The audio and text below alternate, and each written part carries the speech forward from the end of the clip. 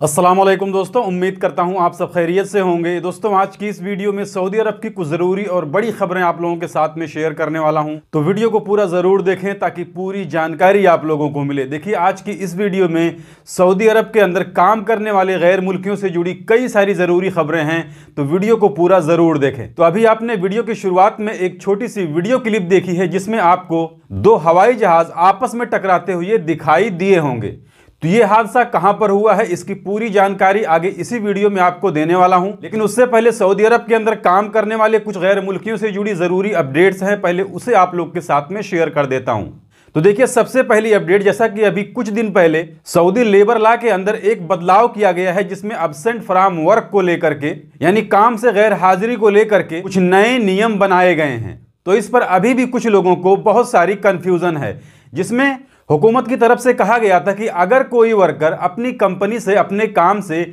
लगातार 15 दिन या फिर वक्फे से कुल मिलाकर के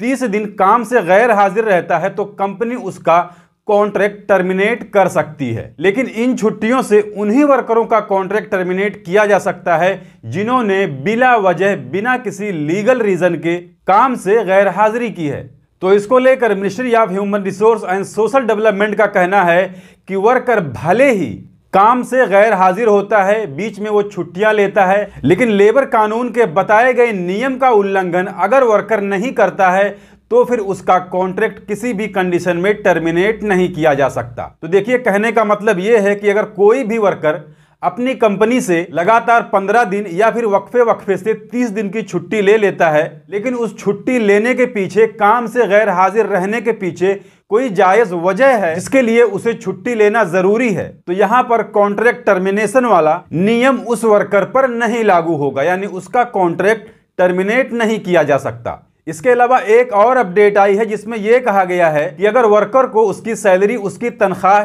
टाइम पर नहीं दी जा रही है या फिर वर्कर का कंपनी के जिम्मे या कफील के जिम्मे जो भी अधिकार हैं वो उसे नहीं दिए जा रहे हैं, तो फिर वर्कर उस सूरत में अपने काम को रोक सकता है या फिर उस कंपनी से रिजाइन दे सकता है। तो देखिए, इसके लिए ह्यूमन रिसोर्स से सवाल किया गया कि अगर कोई कंपनी किसी वर्कर को सैलरी टाइम पर नहीं दे रही है तो इसको किस हिसाब से गिनती किया जाएगा, यानी 1 महीना पूरा होने के बाद में अगर सैलरी नहीं मिली है तो क्या दूसरे दिन वर्कर काम छोड़ सकता है। तो देखिए, इस पर किसी ने लेबर ऑफिस को कॉल करके ये पूछा कि अगर मेरी कंपनी मुझे टाइम पर सैलरी नहीं दे रही है तो मैं किस सूरत में उस कंपनी से दूसरी जगह नकल कफाला ले सकता हूं या फिर उस कंपनी को छोड़ सकता हूं। तो इस पर लेबर ऑफिस की तरफ से जो जवाब मिला वो वही पुराना जवाब है कि कोई भी कंपनी, कोई भी कफील अगर आपको 3 महीने तक लगातार सैलरी नहीं देती है तो फिर उस कंडीशन में आप उस कंपनी से दूसरी जगह नकल कफाला ले सकते हैं या फिर उस कंपनी से आप नौकरी छोड़ सकते हैं। इसके अलावा अगली अपडेट देखिए, मिनिस्ट्री ऑफ ह्यूमन रिसोर्स की टीम ने पिछले महीने यानी अक्टूबर के महीने में रियाद शहर के मार्केटों में 20,376 तफ्तीशी कार्रवाइयां की हैं। देखिए, ये तफ्तीश मिनिस्ट्री ऑफ ह्यूमन रिसोर्स की तरफ से की गई है, यानी इसमें यह चेक किया गया था कि कौन से तिजारती इदारे लेबर कानून की खिलाफ वर्जी कर रहे हैं, यानी उनके पास बताए हुए सऊदी शहरियों की तादाद पूरी है या नहीं है, या फिर उन इदारों में जितने भी लोग काम कर रहे हैं क्या वो लीगल हैं, यानी उनके पास इकामे वगैरह हैं या फिर किसी कफील से या कंपनी से भागे हुए लोग तो नहीं है। तो इस तरह की तफ्तीश भी अब सऊदी अरब के अंदर मार्केटों में, तिजारती इदारों में होने लगी है, जिसमें मिनिस्ट्री ऑफ ह्यूमन रिसोर्स का कहना है कि इन 20,376 तफ्तीशी कार्रवाई में लगभग 368 तिजारती इदारों के खिलाफ में कार्रवाई की गई, यानी उन 368 जगहों पर लेबर कानून का उल्लंघन हो रहा था। इसके अलावा इन्होंने 2,970 दुकानों पर अपना एक QR कोड चिपका दिया है। इसके लिए इन्होंने कहा है अगर कोई भी इदारा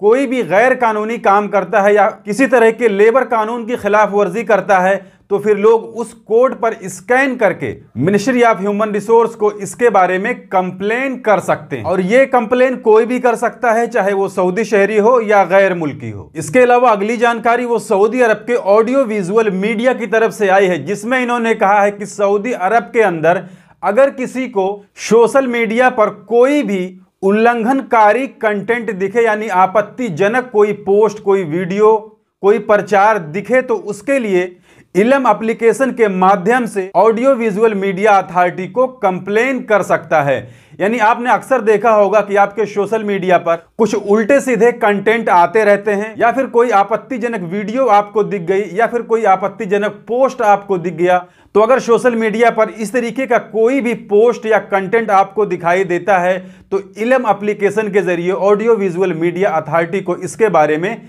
कंप्लेन कर सकते हैं। इसके अलावा अगली अपडेट वो जवाजात की तरफ से आई है, जिसमें जवाजात का कहना है कि अबशर के जरिए सऊदी का पासपोर्ट सिर्फ 5 साल के लिए रिन्यू किया जाएगा। तो ये अपडेट सऊदी शहरियों के लिए है। इसके अलावा एक बहुत ही इंपॉर्टेंट अपडेट वो शोरा काउंसिल की तरफ से आई है। देखिए, सऊदी शोरा काउंसिल जो है, जैसे हमारे इंडिया की जो असेंबली होती है जिसमें किसी भी नए कानून पर विचार विमर्श होते हैं, तो उसी तरीके से सऊदी अरब के अंदर शोरा काउंसिल है। और इन्होंने एक बहुत ही अच्छा कदम उठाने का फैसला किया है, जिसमें इन्होंने कहा है कि सऊदी अरब के अंदर खाने पीने वाली चीजों की बर्बादी और फिजूल खर्ची के लिए, या फिर खाने पीने वाली चीजों की बर्बादी की घटनाओं को कम करने के लिए, उस पर कंट्रोल करने के लिए और समाज में जागरूकता फैलाने के लिए, यानी अवेयरनेस फैलाने के लिए, इस पर कानून बनाने के लिए विचार विमर्श कर रहे हैं। इसकी शुरुआत मंगलवार से हो जाएगी। तो ये चीज सऊदी अरब के अंदर करना बहुत जरूरी था। तो देखिए, सारी दुनिया जानती है कि सऊदी अरब के अंदर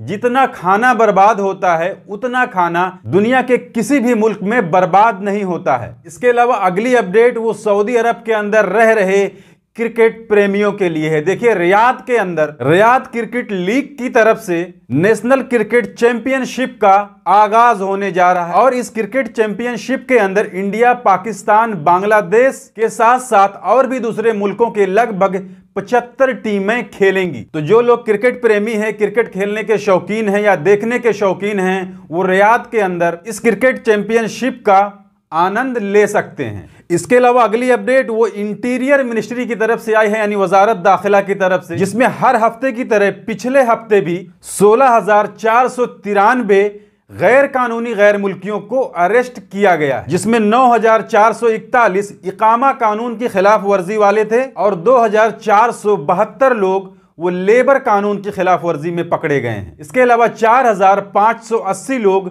वो सऊदी अरब के सरहदी कानून की खिलाफ वर्जी में पकड़े गए हैं। इसके अलावा वीडियो की शुरुआत में जो आपने एक छोटी सी वीडियो क्लिप देखी थी जिसमें 2 हवाई जहाज आपस में टकरा करके क्रैश हो गए थे, तो देखिए ये अपडेट अमेरिका के टेक्सास की है। इसमें 2 हवाई जहाज सैन्य परेड के दौरान, यानी फौजी प्रैक्टिस के दौरान आपस में टकरा करके क्रैश हो गए। इसके अलावा अगली अपडेट वो सऊदी ट्रैफिक पुलिस के ट्विटर पर किसी ने पूछा था कि अगर उनके खिलाफ में कोई गलत चालान आ गया, यानी ट्रैफिक कानून की खिलाफ वर्जी का कोई गलत चालान अगर किसी के नाम से कट जाता है, उसके ऊपर कोई गलत फाइन आ जाता है, तो फिर इसके लिए एतराज कहां फाइल करें, यानी इसका फिर से रिव्यू कराने के लिए कहां पर कंप्लेन करें। तो इसके लिए ट्रैफिक अथॉरिटी का कहना है कि अपने इलाके के ट्रैफिक पुलिस स्टेशन जा करके आपको उस एतराज को फाइल कर सकते हैं, उस अपने ऊपर लगे हुए चालान को फिर से रिव्यू करवा सकते हैं। तो ये थी आज की इस वीडियो में सऊदी अरब की कुछ ज़रूरी खबरें, कुछ ज़रूरी अपडेट जिसे मैंने आपके साथ में शेयर कर दी।